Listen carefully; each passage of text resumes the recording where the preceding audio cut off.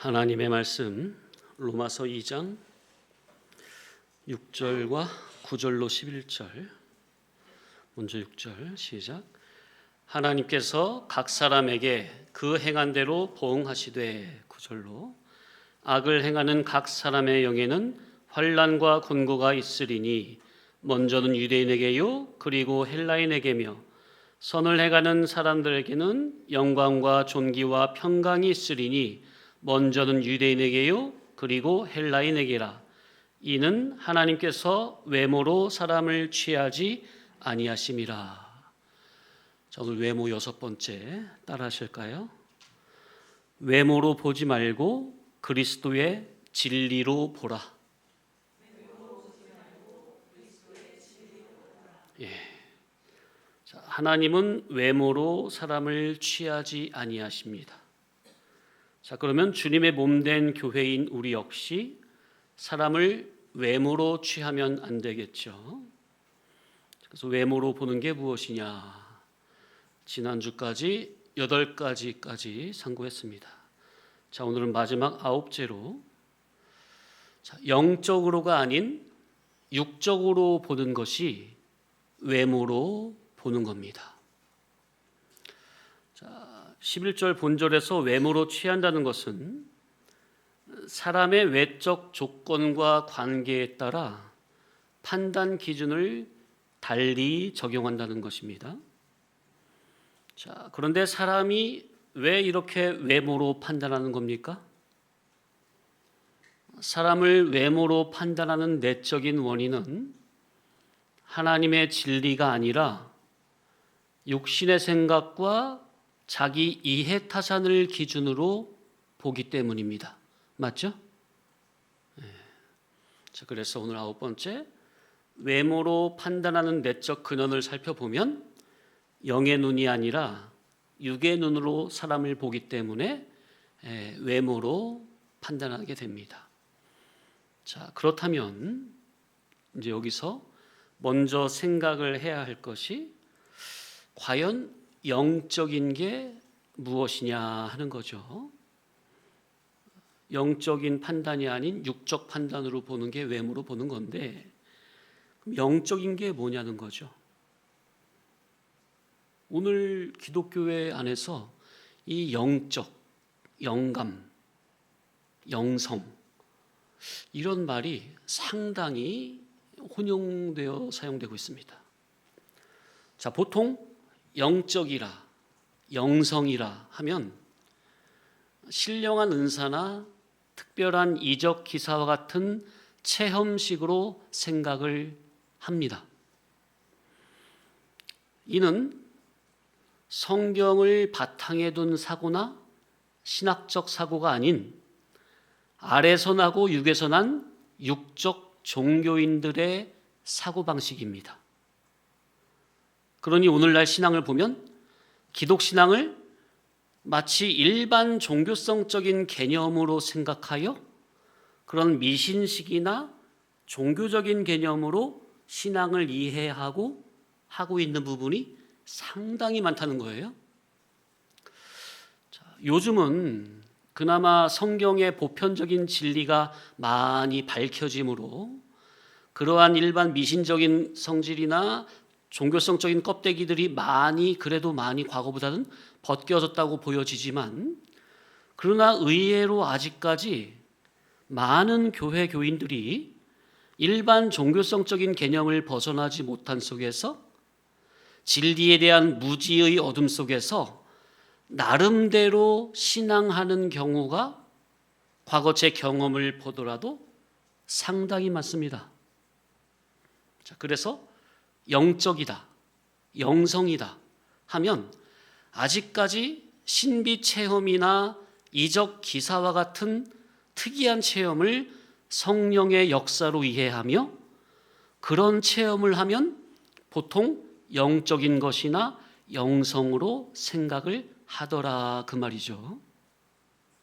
자, 그러나 우리가 성경을 통하여 분명히 알아야 할 객관적인 사실은 성령의 역사는 진리의 말씀과 분리되지 않는다는 겁니다.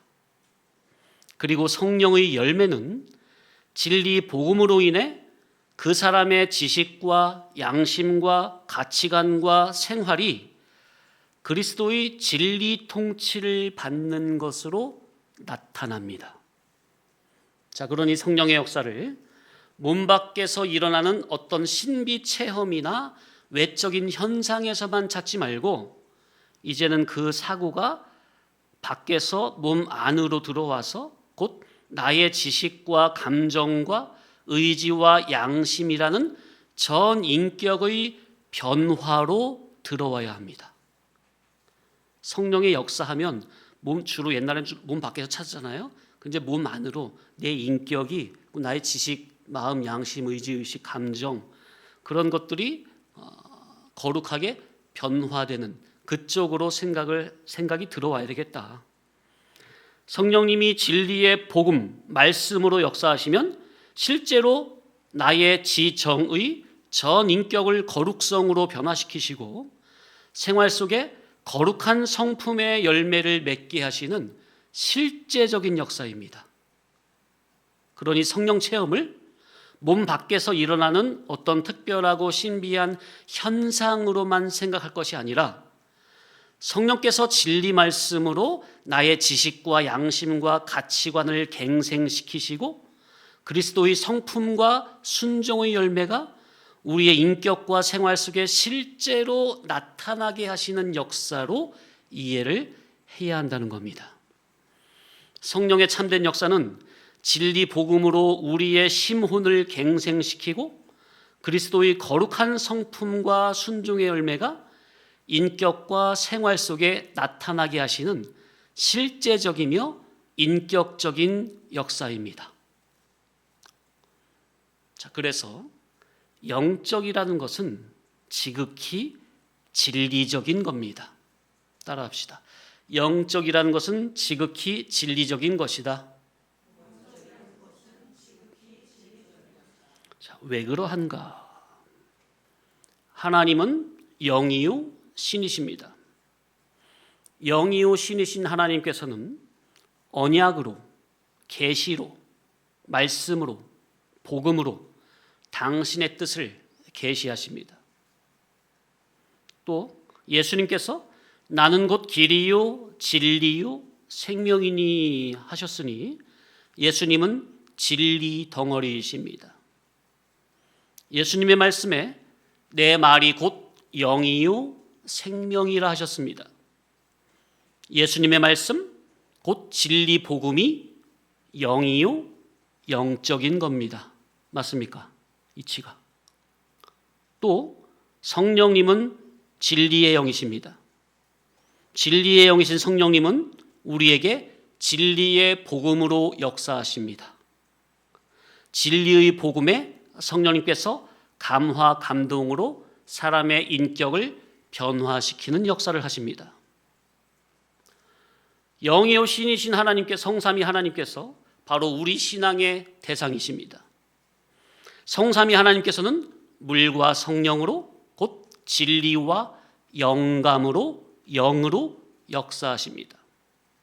그러니 기독신앙은 인간이 스스로 종교적인 감정을 억지로 만들어내는 것이 아니라 하나님께서 진리의 말씀과 성령으로 역사하신다는 우리 신앙의 발원적 구조를 먼저 이해를 해야 합니다. 사람들이 흔히 생각하는 영적인 것, 영성이라고 할 때는 주로 성령의 역사를 염두에 두고 말을 하는 건데, 성령의 역사는 눈에 보이는 특별한 이적 기사와 같은 신비 체험이 주된 역사가 아님을 알아야 합니다. 성령님은 진리의 영으로 성령께서 사람에게 역사하시면 먼저 자기의 죄인됨이 자각하게 하시고 그리스도의 복음 진리가 깨달아지고 믿어지게 하시며 그리스도의 진리에 순종하게 함으로 진리에 순종하는 그 사람의 인격에 사랑과 거룩과 진실과 의의 열매를 맺게 하십니다. 그러므로 영적인 것은 반드시 진리적인 것입니다. 성령의 역사는 신비 체험이 주가 아닙니다. 신비 체험은 진리의 영이신 성령께서 진리의 역사를 하실 때 방편으로 있을 수도 없을 수도 있는 것이기에 성령의 역사는 신비 체험이 주가 아닙니다. 그러니 성도는 신비 체험에 목매면 안 됩니다. 그러니 예수님을 믿을 때 신앙이 어릴 때는 신비 체험을 통해서 성령님의 역사를 체험한 신앙도 처음에는 그게 신기해서 그렇게 그 위주로 믿지만, 그러나 그 체험이라는 방편을 통해서 결국 진리의 복음을 믿음으로 붙잡고 더 높은 곳으로 올라가고 더 깊은 곳으로 들어가려고 해야지, 그러지 않고 그 어릴 때 맛봤던 그 체험에만 계속 목을 매면 결국 악령이 광명한 천사처럼 가장하여 올 때는 그냥 속아 넘어가게 됩니다. 자녀가 어릴 때는 그림책을 보여줍니다. 그러나 자녀가 성장이 될수록 그림은 점점 없어지고 글씨도 점점 올라갈수록 깨알같이 작아지며 나중에는 글의 이치로만 이해하고 성장하게 됩니다. 신앙도 마찬가지입니다. 신앙이 어릴 때는 마치 그림책을 보여주듯 꿈이나 환상이나 음성, 방언, 예언, 그런 것과 같은 성령님의 외적 체험을 통해 신앙에 관심을 갖게 하십니다. 그러나 장성할수록 그림책이 아닌 그리스도의 복음 진리를 통해 그리스도의 도로 깊이 들어가게 하십니다. 그러니 영적이라 함은 막연한 신비 체험이 아니라 지극히 진리적인 것입니다. 지극히 진리적이라 함은 막연한 관념이나 추상적 개념이 아니라 진리를 붙잡은 성도 자기의 인격과 삶을 거룩성으로 변화시키는 지극히 실제적이요 실상적인 겁니다. 진리의 영이신 성령님의 영적인 역사는 진리로 사람의 인격을 변화시키는 것으로 추상적인 것이나 현상적인 것이라거나 허상이 아닌 지극히 실제적이요 실상적인 겁니다. 그리스도의 복음 진리를 깨달아 믿음으로 붙잡고 삶 가운데 실제로 순종하는 삶이 영적인 삶입니다. 진리를 붙잡고 진리대로 살아가는 삶이 바로 영적인 삶이라. 진리 본질의 천국 복음에 성령께서 감화 감동으로 역사하십니다. 성령께서 감동하시는 진리 복음을 들으면 사람이 진리의 사람으로 변화됩니다. 바로 그것이 성령님의 영적인 역사를 받는 사람입니다. 그러나 여기서 또 주의해야 할 것은 영적인 것은 반드시 진리적인 것이지만 단순히 진리를 지식으로 아는 것만으로는 영적이라 할 수 없습니다. 이것을 분명히 구별해야 합니다. 그러니 영적이라 할 때 우리는 신비주의도 주의해야 하지만 진리 지식주의도 역시 주의해야 합니다. 잘못 오해하면 진리를 지식적으로 많이 알고 있는 것이 곧 영적인 것으로 착각할 수 있는데 그게 아님을 분명히 해야 합니다. 이 차이를 구분하지 않으면 진리권 안에서 온갖 바리새인과 같은 교만한 신앙들이 판을 치며 교회를 어지럽히게 합니다. 실제로 저는 이러한 일들을 과거에 많이 봐왔기에 우리 교회에서는 그러한 진리 지식주의를 경계하며 실제 목회 방편도 그렇게 하고 있는 겁니다. 아마 아시는 분들은 아실 거예요. 자, 그러니 영적인 것은 어떤 신비적인 것도 아니요 진리 지식주의도 아니며 성령님의 은혜로 진리를 깨닫고 그래서 진리로 양심이 새롭게 갱생되어 진리의 복음에 순종하는 것, 복음 진리로 인한 삶을 살아가는 것, 이것이 영적인 삶입니다. 아멘. 교회 성도는 매사 만사 모든 면에서 진리 이치를 기준하여 판단해야 합니다. 진리 이치를 기준하여 사고하고 판단하고 행동하는 것이 영적이요 신령한 겁니다. 그러니 진리를 깨닫고 진리로 살아가는 삶이 얼마나 멋진 삶이에요. 하나님의 아들들이다. 신의 아들들이라 그 말이에요. 예수님의 요한복음 10장의 말씀에 하나님의 말씀을 받은 자를 신이라 하셨거든. 하나님의 말씀을 받아 하나님의 공의를 대행하는 직분을 받았다는 면에서 우리가 신들이라는 겁니다. 그러니 하나님의 말씀인 진리를 기준으로 자기가 사고하고 판단하며 살아간다면 그 우리의 지위가 얼마나 높은 거예요. 신들이라고 칭하니까. 이야, 엄청난 거예요, 이 진리의 가치가. 성도님들이 잘 모르셔서 그렇지. 엄청난 거예요. 그 무엇도 바꿀 수가 없어요. 다 팔아서 이 진주 보화를 사는 거예요. 다 팔아서.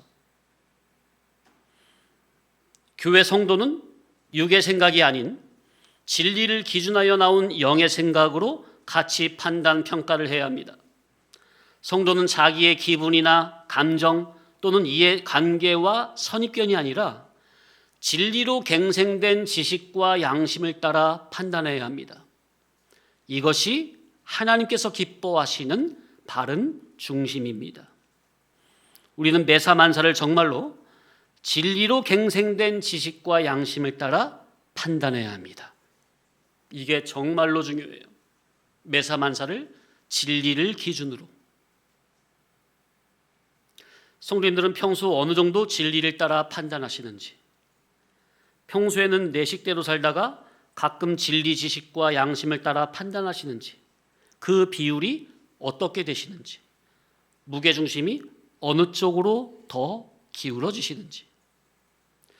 저는 평소에 늘 진리 주격으로 사고하는데, 자, 그런데 이것도요, 인간의 타락한 의지에서 발원된 신념된 믿음이나 신뢰적인 믿음으로 제가 우격다짐으로 억지로 진리주격으로 사고해야지, 그렇게 해야지, 그렇게만 살아야지, 그렇게 막 세뇌하고 다짐하고 그런 게 아닙니다.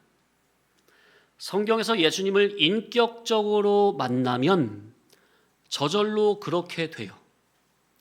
성경에서 예수님을 인격적으로 만나면, 바로 만나면 세계관이 바뀌고 가치관이 바뀌고 인생관이 바뀌고 목적관이 바뀌고 물질관이 바뀌고 결혼관이 바뀌고 인권이 바뀌고 직업관이 바뀌고 모든 면에서 기존의 내 생각은 다 아무렇지도 않게 배설처럼 버려버리고 예수님의 진리 기준이 바로 내 기준으로 삼는 겁니다.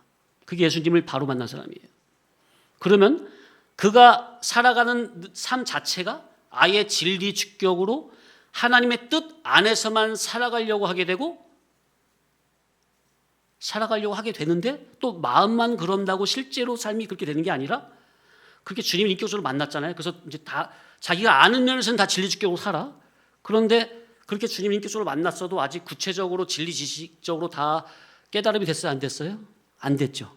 그러니까 구체적으로 그런 속에서 구체적으로 진리를 깨달아 알아가는 이만큼 실제로 모든 면에 있어서 진리를 깨닫는 이만큼 실제 진리 중심의 삶을 살아가게 되는 거예요. 새롭게 진리가 깨달음이 됐으면 그게 주님의 뜻이 깨달음이 눈이 열린 거잖아요. 그럼 그때부터는 그 전처럼 못 살아요. 깨달은 그 기준으로만 살아갈 수밖에 없어요. 이게 주님을 제대로 인격적으로 만난 사람이에요. 저는 성도님들도 이렇게 복음을 통해서 주님을 인격적으로 만나길 소원하는 겁니다. 그렇게 진리 중심으로만 살고자 하는 마음이 있어도요, 때로 인간인지라 연약하여서 어떤 사건 앞에서 지나치게 예민해지면 진리를 바르게 적용한다면서도 사랑과 절제의 선을 놓칠 때가 있습니다. 저도. 목회자도 진리로 심훈과 양심이 계속 갱생되어야 하는 연약한 사람입니다. 그러므로 성도님들은 그런 모습이 발견될 때마다 목회자를 위해서 기도해 주시기 바랍니다. 그러면 목회자의 심정이 느껴지게 되고 그러면 더욱 겸손히 섬길 수가 있게 됩니다.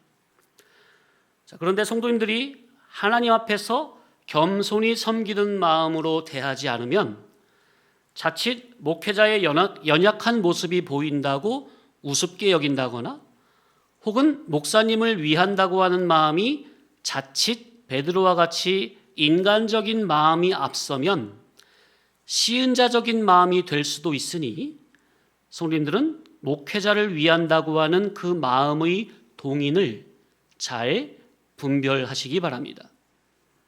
그래서 목회자와 성도 모두가 육의 눈을 버리고 그리스도의 진리와 아가페로 서로를 대하도록 늘 자신을 돌아보며 믿음을 쓰시기를 바랍니다. 자, 그래서 다시 돌아와서 성도가 진리를 기준에서 나온 영의 눈으로 매사만사를 보고 가치 판단 평가를 한다면 이게 바로 외모가 아닌 참으로 사는 겁니다. 교회는 진리를 가르쳐야 합니다. 교회는 진리의 복음을 가르쳐야 합니다. 진리의 복음을 들을 귀로 듣고 영의 양식으로 먹어야 육의 생각이 물러가고 내 속에 영의 생각이 자랍니다. 그렇게 진리를 기준하여 나온 영의 생각으로 사는 것이 바로 영적인 생활이요 영성의 삶입니다. 선포되는 복음이 진리요 진리를 받는 마음밭이 바르고 정직하다면 진리의 영신 성령께서 진리의 역사를 하심으로 육신의 생각을 따르던 사람이 진리와 성령의 통치를 받는 영의 사람으로 변화가 됩니다. 바로 이 예배 시간이 육의 사람이 영의 사람으로 탈바꿈되는 귀한 시간입니다. 말씀을 받는 내 마음밭이 옥토밭이요 정직한 심령이 되어야 합니다. 자, 그러니 성령께서 은혜로 우리의 마음을 열어주시어 바르고 정직한 마음으로 말씀을 전심으로 받을 수 있기를 사모하며 기도하는 마음으로 말씀을 받으시기 바랍니다. 그러면 마음밭에 진리가 심겨지면 심겨질수록 육의 사람이 영의 사람으로 점차적으로 서서히 변화, 성화되어 가는 겁니다. 이렇게 진리의 말씀이 마음밭에 심겨진 성도는 세상에서 다양각이한 사건, 환경, 존재를 겪을 때 오직 진리를 기준으로 살아가며 말씀의 열매를 맺게 되니 이것이 바로 영적인 삶입니다. 자, 그런데 진리를 줘야 할 교회가 비진리 거짓 복음을 준다면 이는 외모가 됩니다. 거짓 복음 자체가 외모는 아닙니다. 그러나 거짓 복음은 성도의 판단 기준을 육적이고 세상적인 것으로 만들기 때문에 결국 외모로 판단하게 합니다. 그래서 진리를 가르쳐야 할 교회가 비진리와 거짓 복음을 전하면 항상 말씀드렸지만은 비진리 거짓 복음을 전하는 목회자는 절대로 자기가 비진리 거짓 복음을 전하는 줄 몰라요. 자기는 목사 양심상 하나님의 말씀 진리를 전한다고만 알고 있지 절대로 알 수가 없어요. 그래서 지식이 전환되지 않으면 위로부터 물과 성령으로 지식부터 거듭나지 않으면 절대로 자기가 거짓 종인지 알 수가 없다. 목사 양심상 자기가 거짓 종인 줄 알면 목회 내려놓지 설교 안 하고 말지 양심 거스르면서까지 안 해요. 그런데 대부분은 몰라요. 자기는 바른 양심으로 주를 위한 충성으로 사명감으로 하는데 그 열정이 문제가 아니라 베드로가 주를 위한다고 하는 인본주의 사고로 주를 위한다고 하는 그 질이 문제예요. 물과 성령으로 위로부터 거듭나지 못한 질로 주를 위하겠다고 하는 그 질이 문제라고요. 거기에 그 인본주의 사고로 성경을 보고 이게 하나님의 뜻이다 하면 그게 상당 부분 진리 같은데 비진리인 경우가 거짓 복음인 경우가 많다니까요. 근데 이걸 몰라요. 오늘날. 자, 그래서 진리를 가르쳐야 할 교회가 거짓 복음을 전하면 성도들의 지식과 양심이 진리로 갱생되지 못하고 그런 성도는 교회를 다니면서도 여전히 세상적 성공과 물질과 사람의 외적 조건을 기준으로 판단하는 외모의 신앙에 머물게 됩니다. 그래서 말을 통해서 그 신앙의 열매를 아는 거죠. 말의 열매를 통해서 그 나무가 좋은 나무인지 나쁜 나무인지 알게 되는 거죠. 자, 그런 인격과 신앙은 하나님 앞에서 외식으로 죄가 됩니다. 교회는 오직 진리의 복음만 먹여야 합니다. 그런데 교회에서 진리를 먹지 않으면 천상 외모로 살 수밖에 없어요. 자기는 다 말씀대로 진리대로 배운 대로 살아가는데 영의 눈으로 보면 외모로 살아가는 거예요.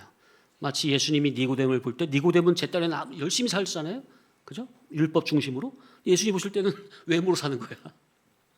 아무리 열심히 해도 아래서 난 질이기 때문에 위로부터 다시 난 질이 아니니까. 이건 중생은 기본 존재를 하고 심혼의 갱생, 심혼의 중복적 거듭남을 말하는 거죠.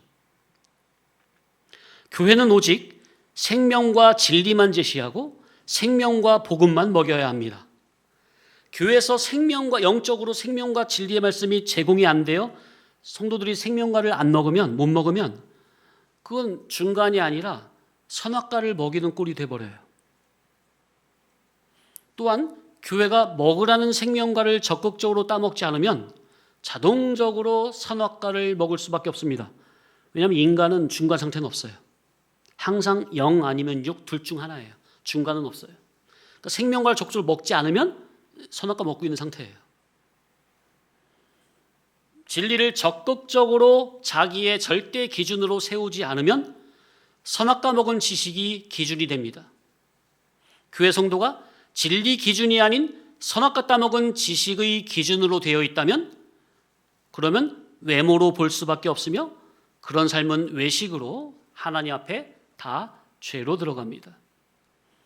그러니 결과적으로 보면 생명과 기준이 아닌 선악과 기준은 하나님 앞에 인정받지 못하는 외모로 빠지게 합니다. 하나님의 영이요 생명의 말씀인 진리 기준이 아니라면 하나님 앞에 인정을 받지 못하니 다 외모로 빠집니다. 진리 기준에서 나온 영의 생각이 아니라면 하나님 앞에 인정이 안 되는 외모로 흐릅니다. 천국 기준이 아닌 세상 기준이라면 이는 전부 다 외모로 가게 됩니다.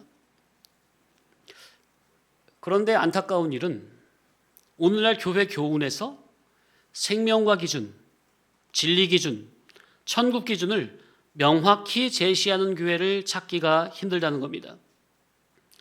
더욱 안타까운 일은 매 예배 때마다 진리를 공급받는 교회 성도라도 진리의 가치를 바로 모르고 믿음을 쓰지 않으면 진리의 자리에서 참이 아닌 외모로 살게 된다는 거죠. 얼마나 참 비극이에요. 교회가 하나님의 진리가 아니라 육신의 생각과 세상적 이해관계로 사람을 판단하면 결국 외적인 조건에 끌려 기준을 달리 적용하는 외모의 판단에 빠지게 됩니다. 교회가 진리의 눈을 잃으면 육신의 눈으로 보게 되고 육신의 눈으로 보면 사람의 중심보다 외적 조건을 앞세우는 외모의 판단에 빠지게 됩니다. 하나님은 외모로 사람을 취하시지 않으신다. 교회는 하나님 앞에 인정받는 참을 붙잡아야 합니다. 유대인이든 이방인이든 헬라인이든 하나님이 사람을 보시는 유일한 참된 기준은 오직 예수 그리스도. 하나님은 참이신 예수 그리스도를 잣대로 저울추로 딱 갖다 대고 모든 사람을 보시는 거예요. 그러니 하나님의 그 공의의 잣대에 합격이 되려면 성도님들 다 누구를 자기의 기준과 잣대로 삼으시면 돼요? 예수 그리스도를 자기의 기준과 잣대로 삼아야 돼요. 그러니 교회는 참이신 예수 그리스도를 나의 유일한 기준과 잣대로 삼아야 하며 예수 그리스도의 진리를 기준으로 모든 사건과 사람을 봐야 합니다. 따라 하실까요? 공심판. 자, 하나님께서는 모든 사람을 자신의 거룩과 공의로 판단하십니다.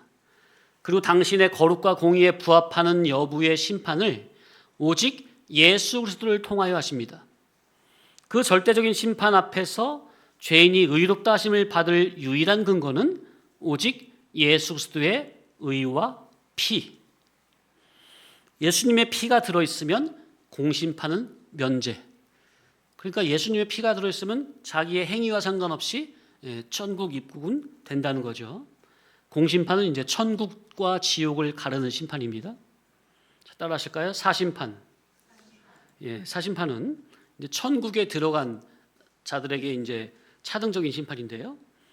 이미 그리스도의 의로 칭의받은 성도에게는 그리스도의 생명과 진리가 그의 양심과 생활에 얼마나 실상화되어 공의와 순종의 열매로 나타나는지를 그 여부를 보시는 거예요. 그러니 절대 정확한 거죠. 가감이 없어요. 딱 자기 된 대로, 선악간에 네가 행한 대로. 그러니 하나님은 오직 그리스도의 의를 유일한 구원의 근거로 삼으시고 또 그리스도의 복음에 들어있는 그리스도의 의와 생명을 믿음으로 받은 성도의 중심과 양심이 진리로 세워져서 실제 삶에서 공의와 순종의 열매를 얼마나 맺는지를 보시는 거룩하신 하나님이십니다. 자, 그러므로 성도님들, 사람의 외적인 조건으로 혹은 자기 감정이나 이해관계로 판단하지 마시기 바랍니다. 근데 아직까지 우리는 말씀을 들을 때는 이해는 되는데 사건만 만나면, 사람만 만나면 바로 튀어나오는 기준이 외적 조건과 내 감정과 이해관계로 판단하는 경우가 많습니다. 이는 내가 듣고 옳게 여기며 깨닫는 진리가 아직 나에게 있어서 지식화, 사상화가 안 되었다는 증거예요. 그냥 머리에만 맴돌 뿐 아직 내 지식화, 사상화는 안 된 거예요. 그래서 지식의 전환이 중요합니다. 내 기준 지식이 물질성에서 진리로 완전히 바꿔져야 돼요. 물질 개념의 지식과 종교성적 지식이 위로부터 진리의 복음으로 새롭게 변화된 진리 지식으로의 전환이 그래서 중요합니다. 지식이 진리로 바뀌면 그에 따라 마음, 정신, 양심도 위의 것으로 바뀌고 소원, 목적, 추구성도 바뀌고 가치관도 바뀌고 판단, 평가성의 기준이 바뀌니 언행심사도 위에 속한 거룩성의 질로 서서히 바꿔지는 거예요. 성도님들의 언행의 열매가, 입술의 열매가, 행위의 열매가 거룩성으로 서서히 바꿔진다 그 말이죠. 바로 이것이 성령의 열매요, 빛의 열매요, 의의 열매를 맺어가는 영적 생활입니다. 이게 영적인 삶이에요. 영적인 거예요. 그래서 영적인 생활이 바르게 되려면 먼저 진리로의 지식의 전환이 가장 중요하며 시급하다. 날마다 그리스도의 복음을 받아 심훈이 갱생되고 진리로 새로워진 양심과 영의 눈으로 사람과 사건을 판단하시기 바랍니다.